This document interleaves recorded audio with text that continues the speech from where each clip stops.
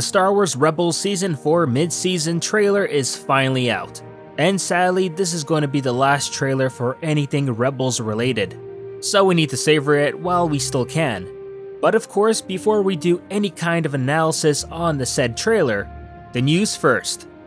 As it was previously reported that Rebels would be making a return to TV on February 24th, it has now turned out that that was actually the European return date. More specifically, the German release date. As of course the show needs to get translated and dubbed, so it makes sense that it would be released a little later.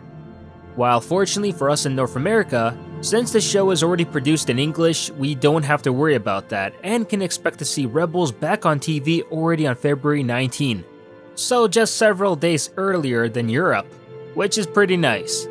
But anyways, onto that trailer. I'll do a quick analysis on what interesting things we can dig out from this trailer rather than go through a run through, as this trailer is just all over the place.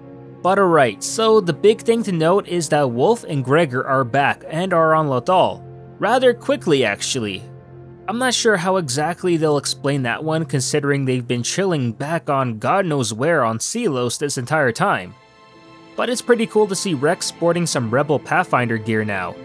I think if he survives all the way through Rebels, then that's pretty much confirmation that's him on Endor in episode 6. Kanan gets a haircut. Not sure why, but maybe he wanted to look clean shaven during his rescue mission for Hera. Or maybe he decided to leave his fake Kanan Jarrus persona and revert back to Caleb Doom. Maybe, just maybe. Ezra's also messing around with the Force again, and meets a Lothal owl in what seems to be some kind of Force realm, where likely the Loth-wolves took him there. But it's clear of this picture that this is all connected somehow to Mortis, especially the owl, which can be seen having some sort of relationship with the sister. Or is the sister herself? Honestly, at this point, I would not be surprised if Ezra doesn't die, but rather ends up living on Mortis for the rest of eternity as the replacement for the father figure? I don't know, anything and everything is on the table right now. But what in the world is up with that big creepy Loth-wolf? I mean, that smile is like a thing of nightmares. We also get to see Hondo and Ketsu back, while Governor Price will be captured and may be forced to help the rebels through some tight Imperial security. And both Rex and Kallus wearing some Imperial disguises as well. And okay, I get Rex having the disguise, but Kallus? Come on, his face of his ISB uniform is clearly visible. He's not fooling anyone.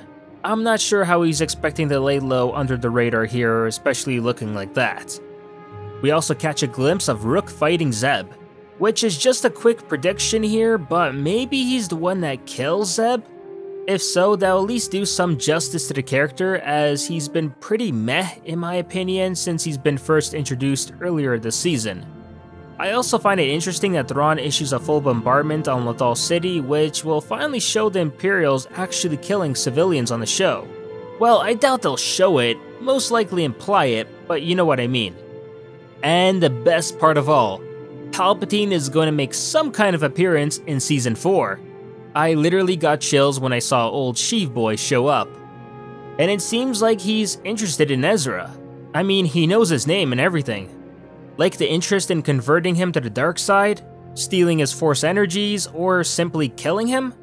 Either way, if it's Ezra versus Palpatine, then I'm sorry, but I can't see possibly Ezra coming out on top here.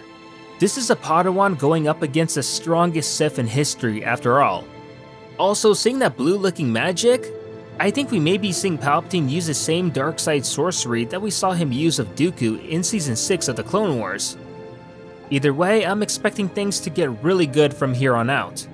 Because there's not that much left in the series now, so filler episodes are out of the question from here on out, which I'm sure we can all be glad for. But what do you all think? What are you looking forward to seeing most in the remaining episodes of Rebels and why? And if you weren't a fan of Rebels after the recent seasons, do you think the Season 4 final episodes may be able to redeem it for you? Let me know in the comments down below. This is N7 from SYLO, signing off.